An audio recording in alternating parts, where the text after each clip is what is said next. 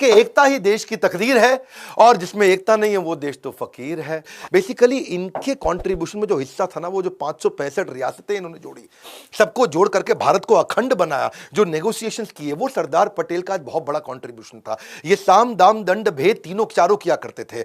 बातचीत की नीति हो गया, साम दाम भाई बातचीत करके 561 रियासतें इन्होंने साथ में कंट्रोल कर ली। जो नहीं माना जूनागढ़, तो वहां जाके भेद कर दिया जूनागढ़ के अंदर। जो बिल्कुल नहीं माना जैसे कि हैदराबाद, वहां जाके उनको दंड दिया।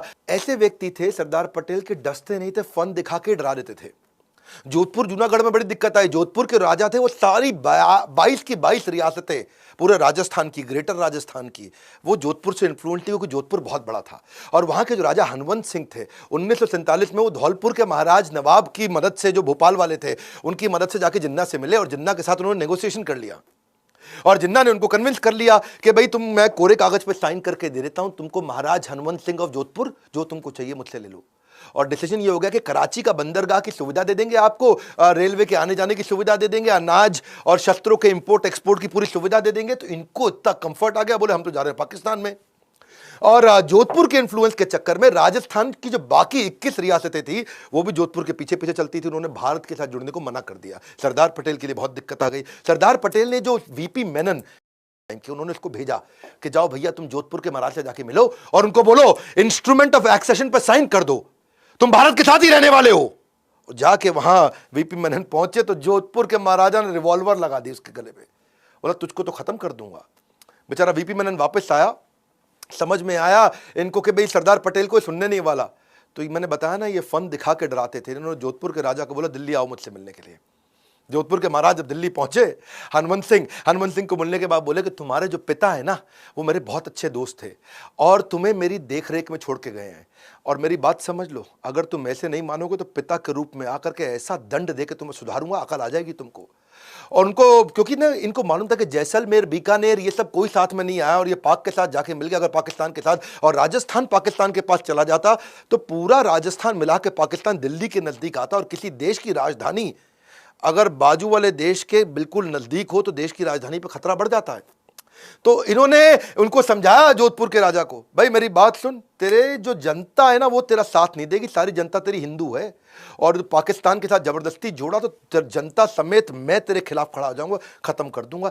तो नतीजा बाद में यही निकला कि इन्होंने साइन कर दिया। बोला ठीक है जी सरदार पटेल जी, माफी मांगता हूं। सारी 21 रियासतें इनके साथ वापस आ गई। इधर पूरा राजस्थान कंट्रोल में आया, लेकिन गुजरात का जूनागढ़, वहां हो गई दिक्कत, क्योंकि जूनागढ़ में पॉपुलेशन तो हिंदू की थी, राजा मुसलमान था।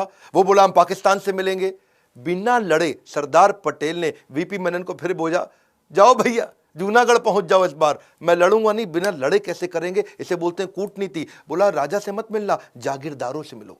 ऊपर राजा है, नीचे जागीरदार है छोटे छोटे, उनसे जाके मिलो, उनको जाके भड़का दो और जाकर के क्या बोलो, उनको बोलो कि तुम्हारा मुस्लिम नवाब मुस्लिम मुल्क के चंगुल में तुम सबको फंसवा देगा। तुम सारे हिंदू हो, तुम्हारा नवाब मुसलमान, वो देश मुसलमान, तुम सब फंस जाओगे। जैसे ही ये बोला तो वहां विद्रोह चालू हो गया।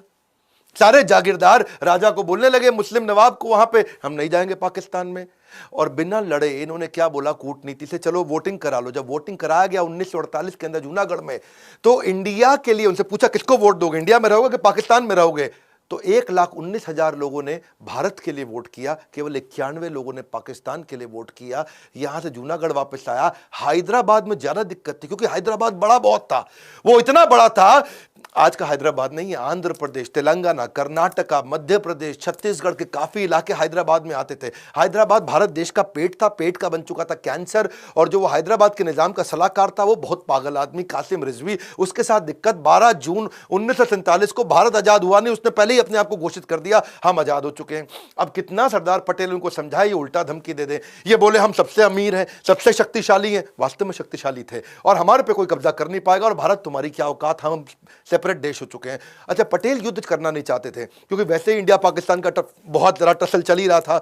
और ये लेकिन हैदराबाद वाले मान नहीं रहे। इन्होंने पाकिस्तान को 20 करोड़ रुपया उधार दे दिया, पाकिस्तान को और एम्पावर किए जा रहे थे, और ताकि पाकिस्तान कश्मीर में लड़ने के लिए भारत के खिलाफ हथियार खरीद सके।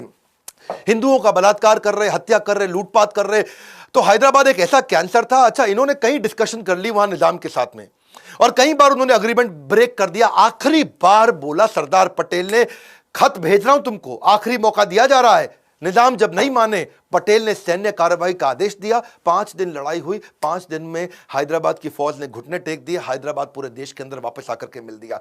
इसी तरह कश्मीर में दिक्कत आ रही थी। अब कश्मीर में दिक्कत क्या थी, वहां के राजा थे हरि सिंह, वो कहते भाई हम भी नहीं मानेंगे, है जी, हम अलग देश, है जी, हमारा ही अलग देश हो गया। राजा हरि सिंह बोले यार मेरा तो प्लान ही अलग है, मैं इसको स्विट्जरलैंड बना दूंगा, कश्मीर बड़ा खूबसूरत है, इसको स्विट्जरलैंड बनाऊंगा, मेरी ज्योग्राफिकल कंडीशन बहुत अच्छी है। लेकिन हुआ क्या, अभी तो वो आके भारत में मिले नहीं थे। हुआ ये कि वहां से वो इंडिपेंडेंट रहना चाहते थे, वहां से पाकिस्तान ने क्या गलती कर दी, 22 अक्टूबर 1947 को कबालियों के माध्यम से उन्होंने जेएनके पे हमला कर दिया और कश्मीर के जो लोकल मुस्लिम थे वो कबालियों के पाकिस्तानियों के साथ मिल गए। और जैसे ही वो पाकिस्तान के साथ मिल गए, राजा हरि सिंह बहुत दिक्कत में आ गए।